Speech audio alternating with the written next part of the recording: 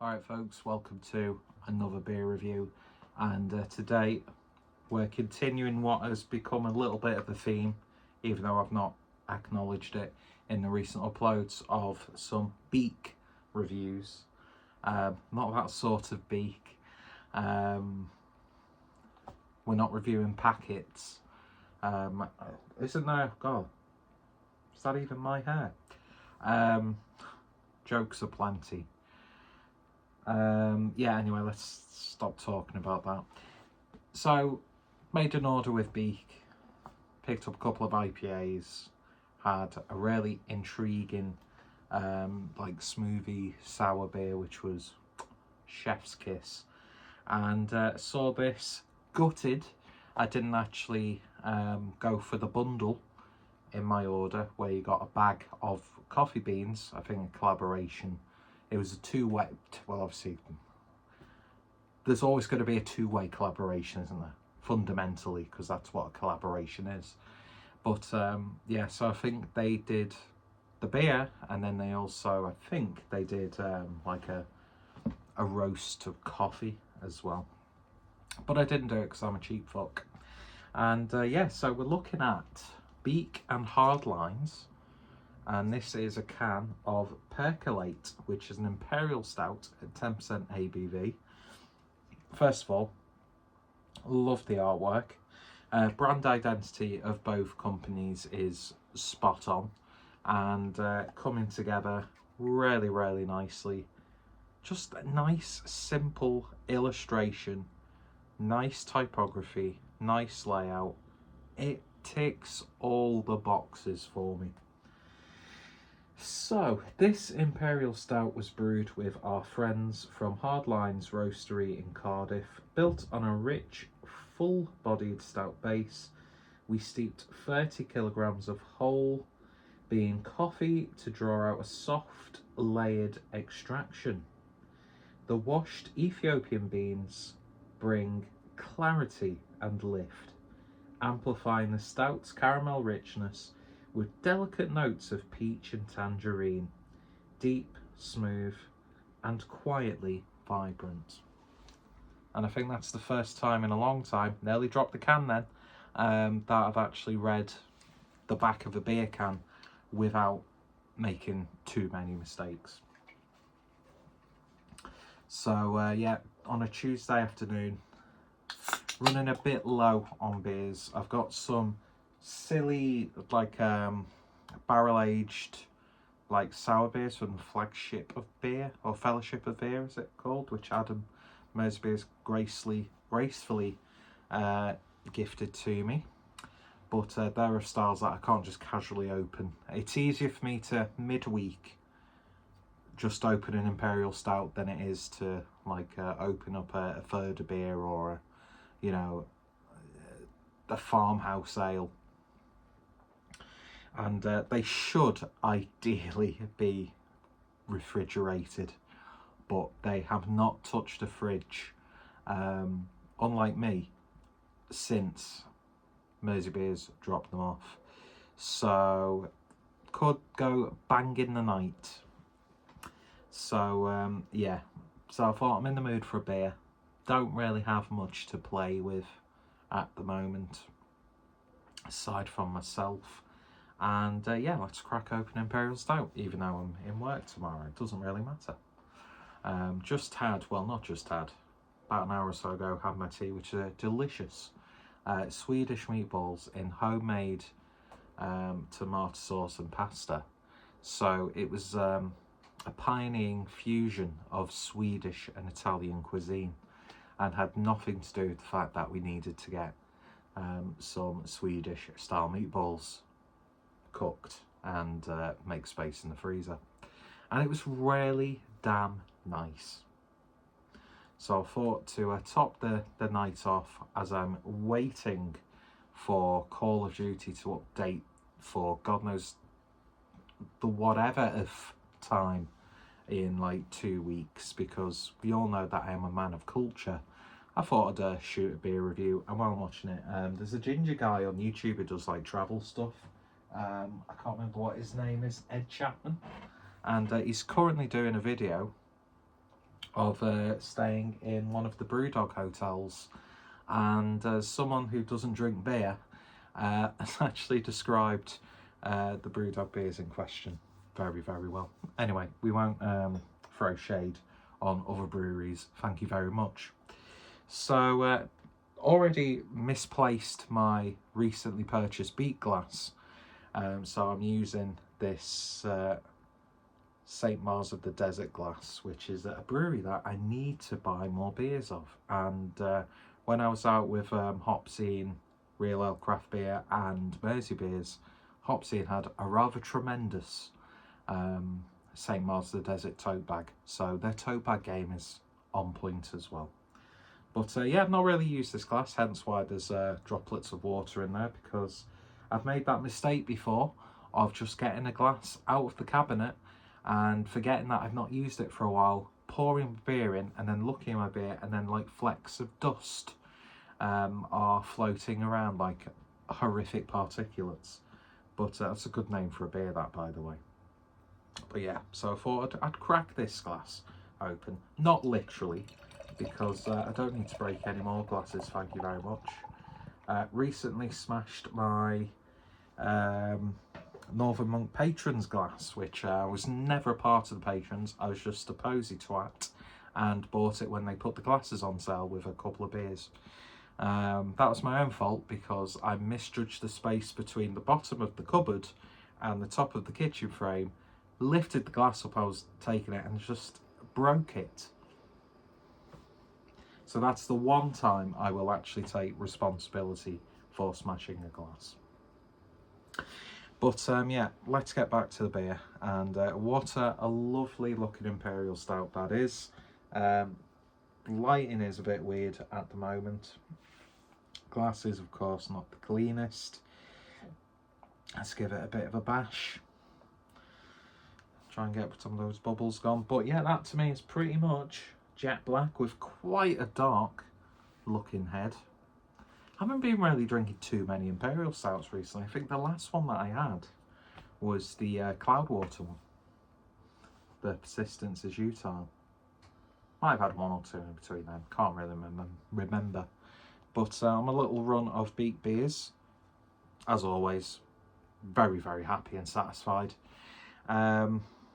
Yeah, looking forward to this one, because I know that they can do stouts very, very well. And I get to finally try something from Hardlines, because they're one of those roasteries where I keep meaning to pull the trigger on a coffee order. And obviously I want to see what their merch is like as well. I could have got some of their coffee if I'd have just been prepared to buy 2 cans of this and the coffee beans in the bundle, which I do really wish I did. But I didn't, and that's my problem, not yours. Looking fantastic. One thing is worth a really nice dark coffee creamer looking head. Didn't really pay much attention to how it was pouring in the glass, but I'm sure I'll be able to feel the texture on my tongue when I taste it. But before we taste it, we're going to sniff it. So a pre-cheers for sniffing. Oh, that's nice. That's very nice.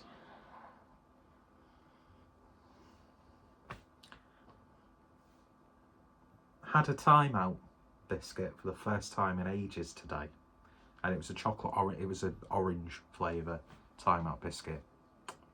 Peng.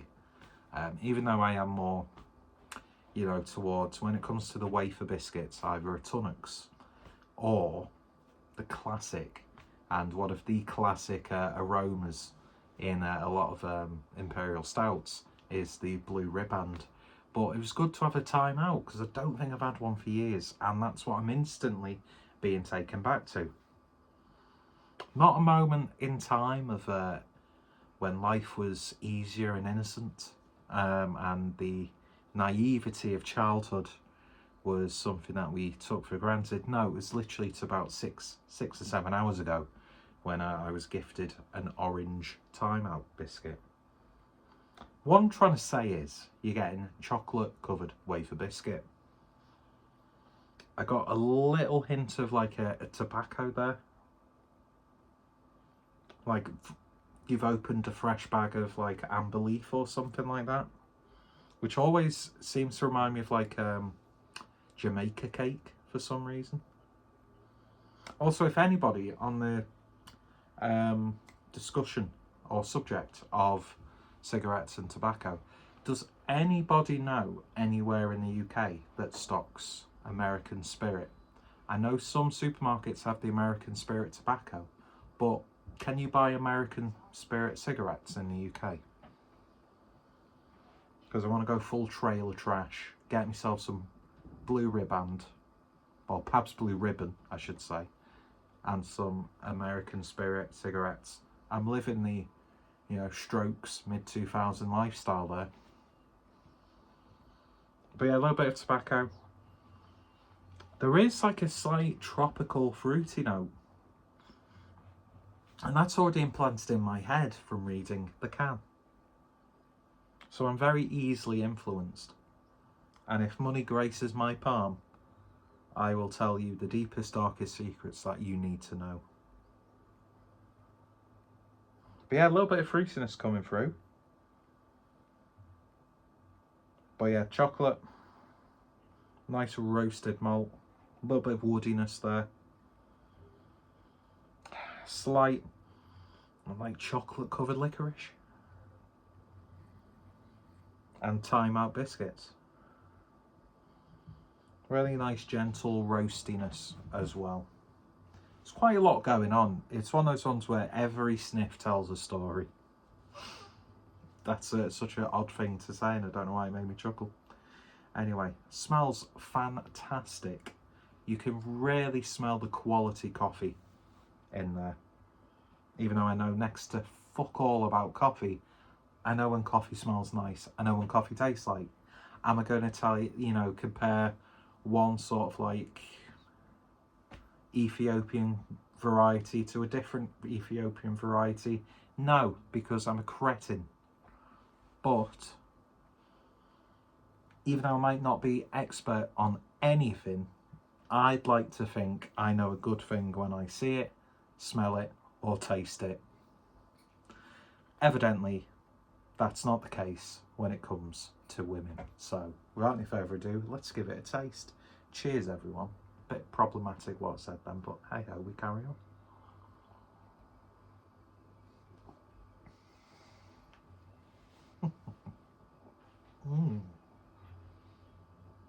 Wow. Such a lot of things happening in that first sip. Instantly starts off with quite a distinct, like Mexican style hot chocolate flavour. Then the earthy, come fruity, like coffee bean notes come through. A couple of other things happen, and then that chocolatiness sort of mixes in with the gentle bitterness on the back end. And although it doesn't taste boozy, I am feeling the alcohol like running up my spine. Unless that's just an undiagnosed, thing that's going to kill me eventually. But you make the best of what time you have, really, don't you?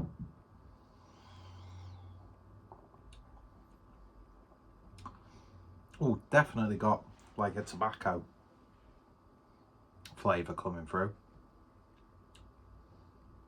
Oh, yes.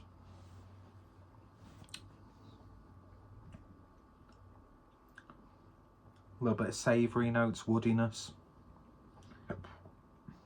A little bit of a bitter chocolate.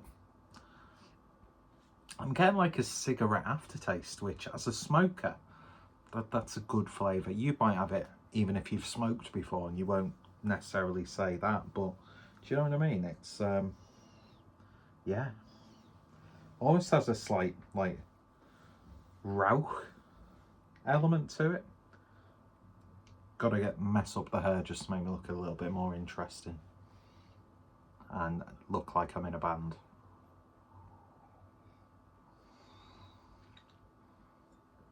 It's like raspberry flavour coming through. Licorice, definitely getting licorice. And the coffee. The coffee is terrific in this, which is exactly what you want when you're having a beer with coffee in it. Now, I know adding coffee to a beer, you can, masterfully incorporate it into a beer for the subtlety. But when I've got coffee, I don't want subtlety. I want borderline abrasiveness. I want big, bold, in-your-face flavours. And I'm getting this. It's complex. It's bold. But it still has like a level of nuance about it. It's just really sensational brewing. And they're not only using a fantastic variety of coffee in the beer, but they're clearly working with people who know exactly what they are doing. And it's an absolutely wonderful collaborative effort. This is fantastic. It's velvety, it's smooth, lovely texture, a little bit of gentle bitterness, a very subtle tropical fruit flavour. It is very, very subtle and underlining, showing that sort of like slight complexity of the coffee bean, I would imagine. Yeah, that's being interrupted. That's really fucking good. And I think I'm